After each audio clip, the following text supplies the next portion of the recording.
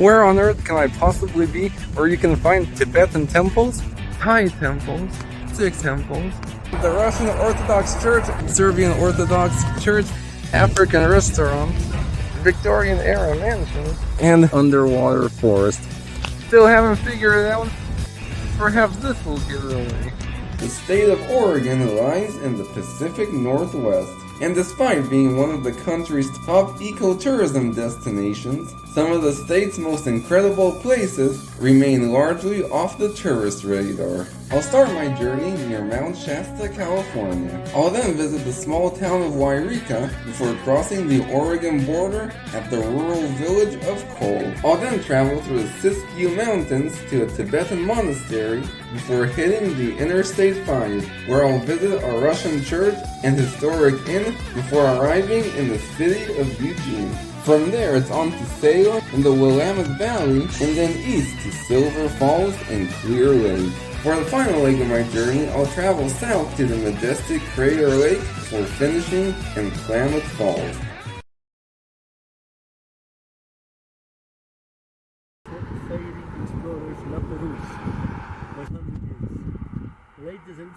Oh wow, this is incredible. Behind me is the world famous Mount Shasta, one of the most famous volcanoes in the world. It's actually a stratovolcano that's just over 14,100 feet high. The last documented eruption occurred around 1250, but there might have been an eruption observed in 1786 by the French explorer La Perouse as he was sailing along the California coast. Still actually a dormant volcano, meaning that there is a chance that Mount Shasta could actually erupt in our lifetime. It's also the 5th highest mountain in California. Mount Shasta is also home to the largest active glaciers in California, and they're one of the few glaciers on Earth that are actually expanding.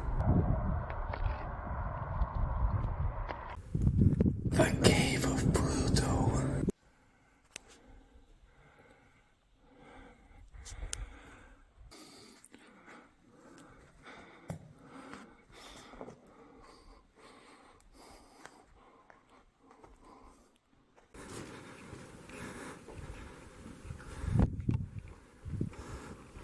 Well, let's go more inside Pluto's cave, and this geologic formation is actually more specifically known as a lava tube. The cave is the result of a volcanic eruption that occurred nearly 190,000 years ago. It's quite rare to see a lava tube this old.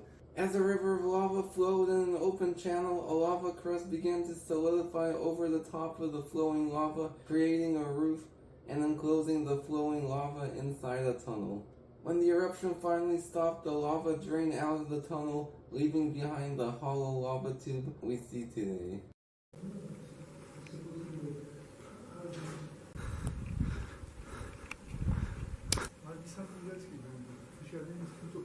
My journey to Oregon takes me through the rural backroads of Siskiyou County. 2, 3, 4.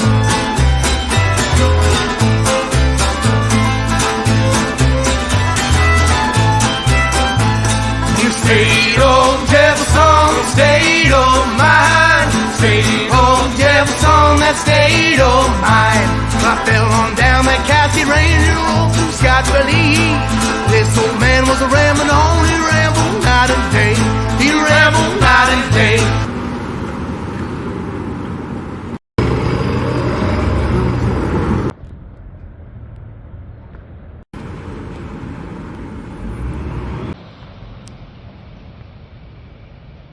We've stopped in the little town of Yreka. It's known for being one of the few towns in the world that starts with a Y, but like many towns in California, it was founded in the 1850s during the gold rush era, and today this town is known for serving as the unofficial capital of the state of Jefferson, which is a proposed conservative state consisting of parts of southern Oregon and northern California. Though the movement isn't really as big in Oregon as it is here in California.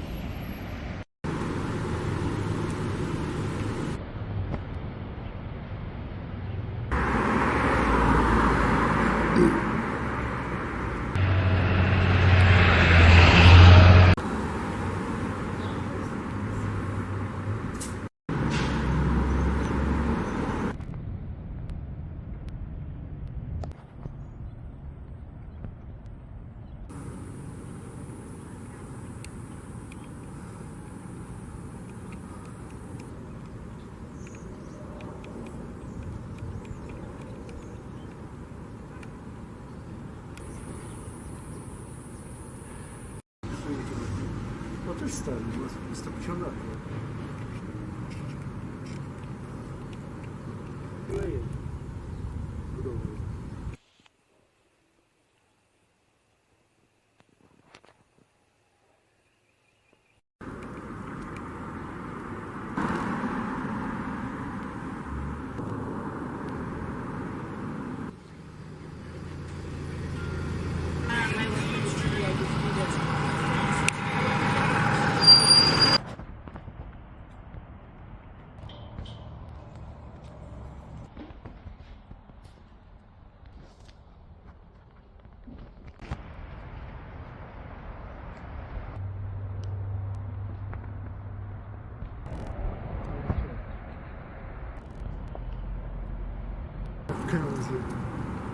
Well, all the things that came across the force and the loss, it'll give you all something to say.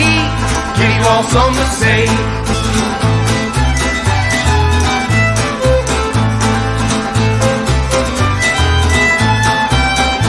He had more stories than his Bible ever told.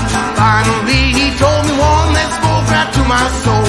It spoke of Jefferson way up in the hills, and well, every man does as he feels. In the state of Jefferson, the people are kind. Oh wow, check this out. Based on what you see in Hollywood and television, you'd never in a million years guess that this is also California. We're in the rural community of Cole, just south of the Oregon border. We're about to cross into Oregon, and right behind me is an old stagecoach station. And here on the other side of the train tracks we have the remains of an old church. Yeah, you really can't get much more rural than this. We're literally in the middle of nowhere here. And just down the road is Oregon, where the real adventure is about to begin. As I figure, there's no border sign, but we've officially just crossed over into Oregon. I guess California is a little richer and better managed still because we can at least afford to pave our roads. There ain't so much as a penny tax on a bottle of wine. I packed my bags and hit the road for that promised redwood shore. What I found when I arrived was the place I planned to die. At the end of the road was a place I call home. That was the state of Jefferson, that state of mine.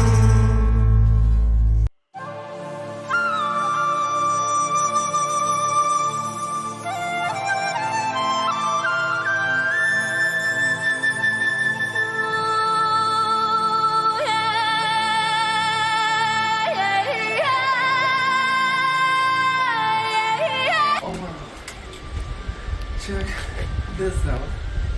Yeah, we must have taken a wrong turn at that rural road. Seeing this, you'd be easily forgiven for mistaking that we're somewhere in the mountains of Tibet, but in fact we're in the Siskiyou Mountains of southern Oregon, not the Himalayas, at the spectacular TASHI CHOLING Buddhist Center. Founded in 1980, it's part of a series of Tibetan monasteries that were founded throughout the US and Baja by the Venerable Gyatro Rinpoche, who is believed to be the reincarnation of Sampa Kunkyap. Like many Tibetan scholars, Rinpoche fled to India in 1959 To escape the brutal communist government of Mao Zedong. and in 1972, at the request of the Dalai Lama, brought the traditional teachings and practices of Vajrayana Buddhism to America.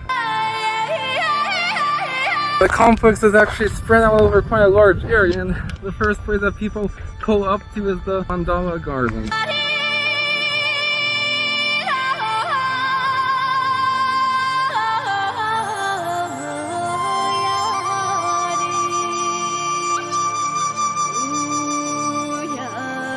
At the center sits a 35-foot-high statue of Vajrasattva, known as the Buddha of primordial purity, is dedicated to purification of negativity. Flanked on both sides by 20-foot statues of Tara, a female Buddha. Green Tara is dedicated to the pacification of obstacles, and white Tara is for long life. The garden also contains a beautiful, long-life shrine dedicated to the longevity of their teacher, Venerable Gyatro Rinpoche.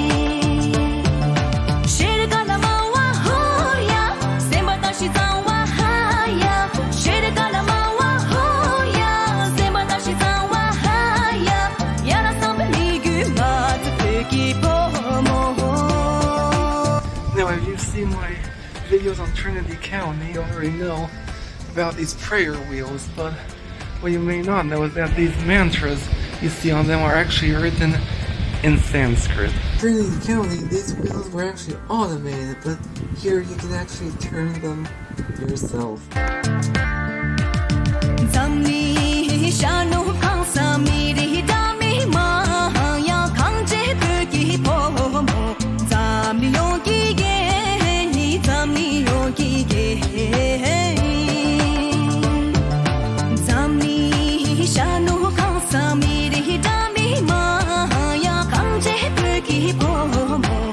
Now, Tibetan monasteries are most famous for these structures called stupas. The presence of stupas and statues act to pacify war, disease, famine, natural disasters, and the devastating effects of climate change, all of which are a major topic of concern these days.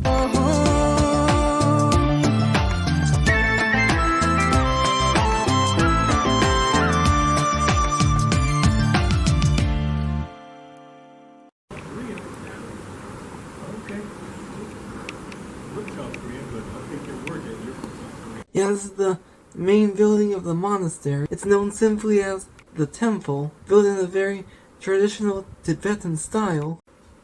And another thing that's traditionally Tibetan is the direction which the temple is constructed. The temple actually faces south on an open hillside, such as monasteries and temples once stood on the cliffs and mountains of Tibet.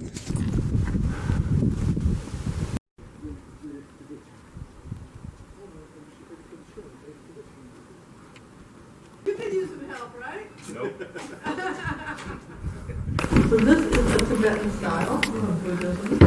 Like you probably know, every country that's gone, it just takes on the culture. You know, so someday this will be American Buddhism. Right now it's Tibetan Buddhism. It's shooting off a hit right now. And all these are all, you know, like saints and whatever pictures of. In the front altar, this is Buddha. You know, we all know about the original Buddha. The temple's interior is vividly adorned with traditional Tibetan sacred art and architecture. The most noteworthy of which are the Thangka paintings depicting the life of the Buddha and other enlightened masters.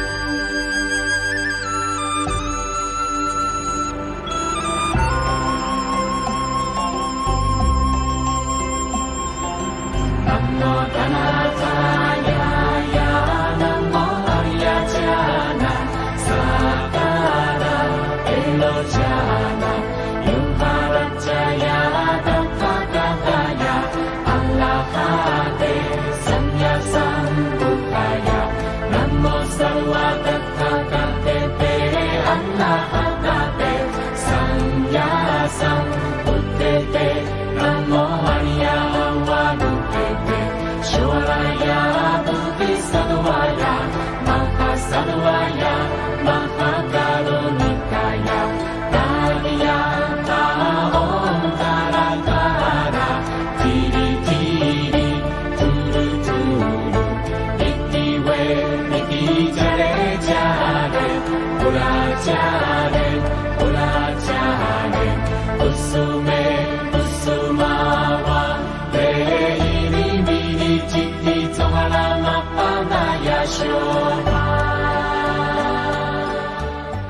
Right next to the temple we have the East Wing, which contains all the amenities, the Lama's quarters.